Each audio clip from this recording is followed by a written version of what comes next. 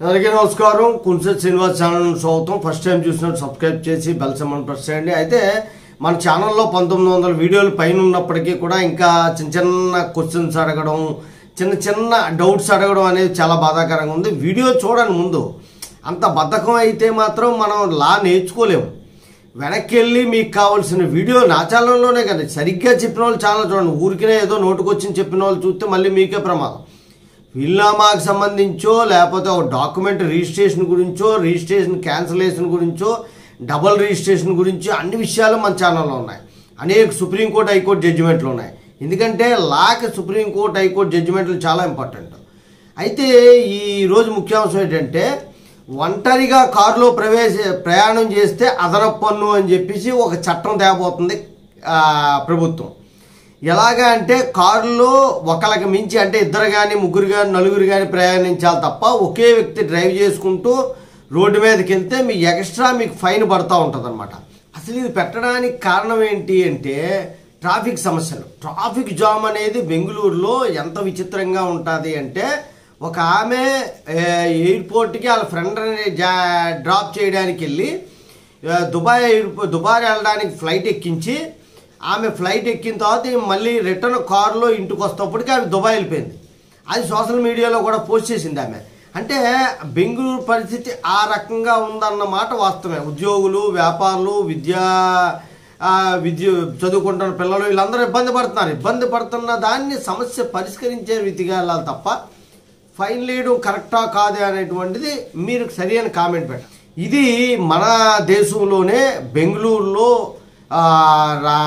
ఈ రకమైనటువంటి చట్టం తీసుకురావడానికి అక్కడ ఉన్నటువంటి ప్రభుత్వం ప్రయత్నం చేస్తుంది. ఇది ఎంత ప్రమాదకరమైంది అంటే, ట్యాక్సీ డ్రైవర్లు ఉంటారు. ట్యాక్సీ డ్రైవర్లు అంతా డ్రాప్ చేసి రిటర్న్ వస్తారు.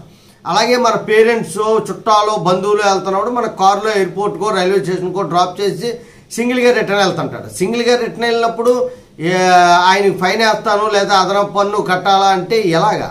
ఇది చాలా తప్పు. ఇది నువ్వు ట్రాఫిక్ సమస్యకి తగినట్టుగా ఏర్పాట్లు చేయలేకపోతే గవర్నమెంట్ ఫెయిల్ అయినట్టు లెక్క. ఆంధ్రాలో ఉన్నవ్వండి, తెలంగాణలో ఇవ్వండి, ఎక్కడ ఉన్నవ్వండి, రోడ్లు లేవు, సరైన రోడ్లు అనేవి లేవు. ఎంత ఇప్పుడు పెద్ద పెద్ద రోడ్లే 30 అడుగుల రోడ్లు ఉన్నాయి. మనకి ఇప్పటికే 100 అడుగుల రోడ్లు అవ్వాలి. హైవే ఏమో 200-300 అడుగుల రోడ్డు అవ్వాలి. 8 లింక్ రోడ్స్ ఇవ్వాలి. అవ్వలేదు భారతదేశంలో. అది మన కర్మ అనమాట. ఈ దేశంలో మన కర్మ అంతే. ఎందుకంటే ఈ దేశంలో ఉచితాలు, ఆర్టీసీ బస్సు ఉచితం ఉంటుంది కానీ ఆర్టీసీ బస్సు నడడానికి రోడ్డు ఉండదు. అది దౌర్భాగ్యమైనటువంటి రాష్ట్రాలు ఇవి. ఈ దరిద్రాన్ని పక్కన పెట్టడం కోసం నువ్వు ఒక్కడవే బండి మీద వెళ్ళకూడదు, నువ్వు ఒక్కడవే కారులో వెళ్ళకూడదు అని చట్టాన్ని కేంద్రం తీసుకొస్తుంది. ఫాస్ట్ అని ఒక వ్యవస్థను ఏర్పాటు చేస్తుంది. FAST ట్యాగ్ అని ఉపయోగించి ఒకలే కానీ వెళ్తే ఆటోమేటిక్గా ఫైన్ వేస్తారు. ఇది ప్రతిపాదన 2023లోనే వచ్చిందట. ఈ కాంగ్రెస్ గవర్నమెంట్ వచ్చిన వెంటనే వచ్చిందట.